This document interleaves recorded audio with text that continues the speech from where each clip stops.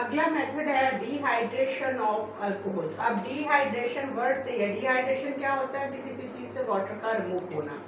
तो अल्कोहल्स क्या होते हैं कि when the hydroxyl group is bonded to the alkyl halide, इसको हम अल्कोहल कहते हैं। अब उसकी डिहाइड्रेशन है कि उसमें से हमने वाटर को रिमूव करना है।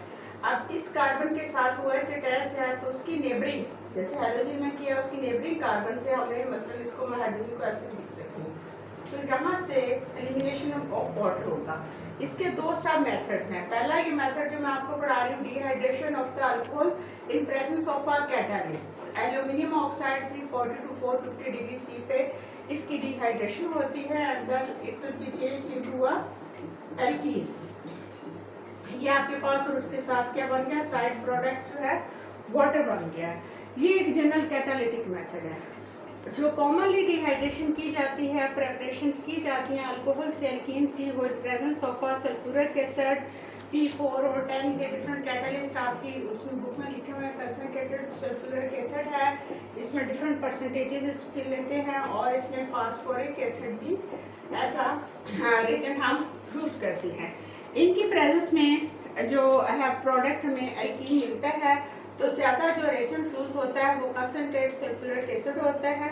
और सल्फ्यूरिक एसिड डिफरेंट जो अल्कोहल्स हैं वो डिफरेंट एल्कीन्स देते हैं, इसकी डिफरेंट परसेंटेज यूज होती है। यानी प्राइमरी अल्कोहल और परसेंटेज यूज करते हैं, सेकेंडरी और टर्शियरी और।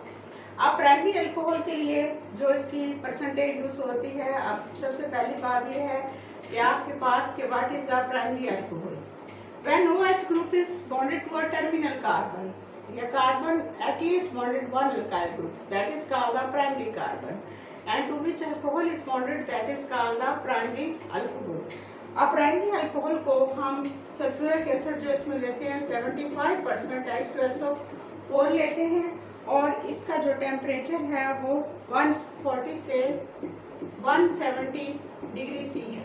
तो ये आपके पास क्या बनेगा, RCH2, डिहाइड्रेशन होनी है CH और CH2 और उसके साथ वाटर, यानी इस कार्बन से हाइड्रोक्सल और इससे हाइड्रोजन, नेबरिंग कार्बन से हाइड्रोजन निकली है तो इधर एक हाइड्रोजन हो गई है और इधर CH2 रह गया तो ये वाटर के फॉर्म में निकल गया। तो ये प्राइमरी अल्कोहल जो है वो एल्कीन प्रोड्यूस करते हैं 75% अल्कोहल की प्रेजेंस में। अब जब हम सेकेंडरी अल्कोहल लेते हैं तो सेकेंडरी अल्कोहल कौन से हैं, मसलन आपके पास ये है CH2, CH, OH और CH3, ये आपके पास है सेकेंडरी अल्कोहल। अब इसमें आप देखें कि इधर भी अल्काइल ग्रुप है इस कार्बन के साथ, इधर भी इसके साथ सिर्फ एक ही हाइड्रोजन एटम बॉन्डेड है।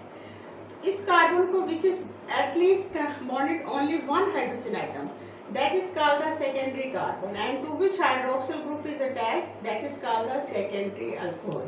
इसको हम secondary alcohol कहते हैं और secondary alcohol जो है वो 60% सल्फ्यूरिक एसिड की प्रेजेंस में हमें एल्कीन देंगे और इसका टेम्परेचर होगा 100 डिग्री सी। तो अब इस तरफ से हाइड्रोजन नहीं निकलेगी, जिसके पास कम हाइड्रोजन होंगी नेबरिंग, वो वहाँ से हाइड्रोजन निकलेगी। ये रूल है, नेक्स्ट लेक्चर में हम पढ़ेंगे कि ऐसा क्यों होता है। CH डबल बॉन्ड CH और CH3, तो ये नंबर 2 पे डबल बॉन्ड बनेगा और उसके साथ वाटर बनेगा। जब आपके पास टर्शियरी अल्कोहल होंगे तो आप टर्शियरी अल्कोहल में आप देखें कि क्या डिफरेंस है कि ये कार्बन के साथ इधर भी मिथाइल है, इधर भी मिथाइल है, ये जनरल है, कुछ भी हो सकता है, और यहाँ पे OH है। अब जिस कार्बन से हाइड्रोक्सल बॉन्डेड है उसके साथ कोई भी हाइड्रोजन नहीं है, that carbon is called the tertiary carbon, and to which hydroxyl is attached, so that is called the tertiary alcohol. जब टर्शियरी अल्कोहल की हम डिहाइड्रेशन करेंगे तो ये ज़्यादा इजी है कि इसके लिए सिर्फ 20% जो है हमें सल्फ्यूरिक एसिड यूज़ करना पड़ता है और 80 डिग्री ऑलमोस्ट इसका टेम्परेचर होता है। अब इस कार्बन से हाइड्रोक्सल निकलेगा, इस कार्बन से भी हाइड्रोजन निकल सकती है, इससे भी, अगर इधर मिथाइल है तो वहाँ से भी निकल सकती है, तो कहीं से भी एक हाइड्रोजन निकलेगी और एल्कीन बनेगा ये CH3 डबल बॉन्ड CH2 और उसके साथ वाटर। अब आप देख लें कि जब आपके पास प्राइमरी अल्कोहल है, कैटालिस्ट की प्रेजेंस में भी डिहाइड्रेशन होती है। और commonly sulphuric acid primary alcohol के लिए 75% यूज़ होता है, सेकेंडरी अल्कोहल के लिए 60% और टर्शियरी अल्कोहल के लिए 20% सल्फ्यूरिक एसिड यूज़ होता है।